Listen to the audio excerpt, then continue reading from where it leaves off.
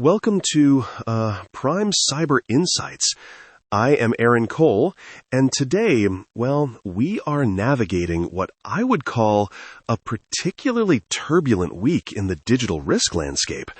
I mean, we have some really critical updates coming out of Fortinet, a massive Patch Tuesday from Microsoft, and what looks like shifting tactics in infrastructure-level cyber warfare.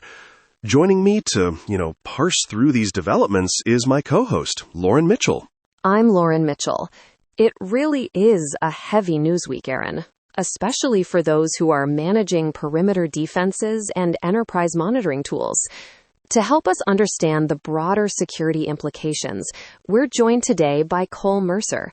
Cole is a defense and national security correspondent who reports on military, intelligence, and security issues without, any unnecessary dramatization.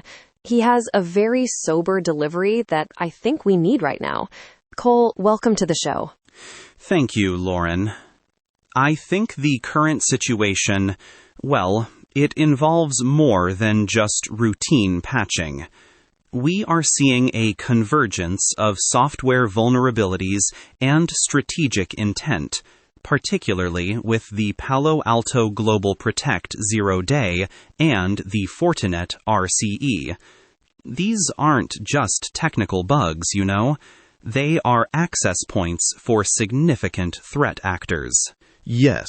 Let's dive into that Fortinet flaw specifically, Lauren. CVE 20256415 is a CVSS 9.4 that hits FortiSIEM Super and worker nodes. Technically, it's an unauthenticated argument injection in the PH monitor service. It exploits how TCP port 7900 handles requests, which basically allows an attacker to write a reverse shell to a cron job file. I mean, the result is a direct path from unauthenticated network access to a total root-level system takeover. It's a systemic failure in how monitoring health is handled. And it's precisely that unauthenticated nature that makes it so dangerous, Aaron, right? This doesn't require a breach of credentials. It just requires network visibility. This reminds me of the Microsoft Patch Tuesday we just saw, which included over 100 CVEs. Most concerning is CVE 2026-21265, a secure boot bypass tied to the 2011 Root of Trust certificates expiring later this year. Cole, from a national security perspective, how do we view these ticking time bomb vulnerabilities in core trust systems? The expiration of those certificates represents a significant logistics hurdle for defense and industrial sectors. If these systems aren't audited and updated by June, we risk a scenario where forbidden signature databases cannot be updated, opening a window for persistent rootkits. We also see this in the physical realm with Fuxnet, where Ukraine-linked actors have reportedly bricked 500 gateways in Russian infrastructure. The target was Moss Collector, which manages water and communications.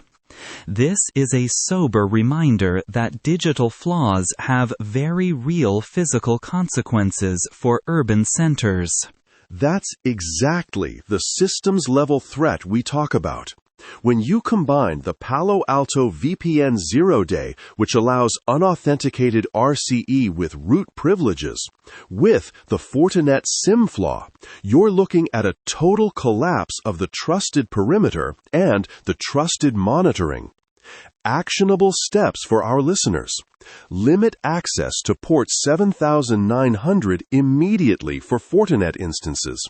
And for the Microsoft Zero-Days, prioritize the secure boot audits across all hardware purchased since 2012. This isn't a set-it-and-forget-it patch cycle, Absolutely, Aaron. We are moving into an era where firmware and OS coordination are just as critical as the application layer. I want to thank our guest for providing such a clear-eyed view of these defense challenges. I'm Lauren Mitchell. Thank you for listening to Prime Cyber Insights. Maintain vigilance on the perimeter. It is the only way to mitigate the current surge. Goodbye.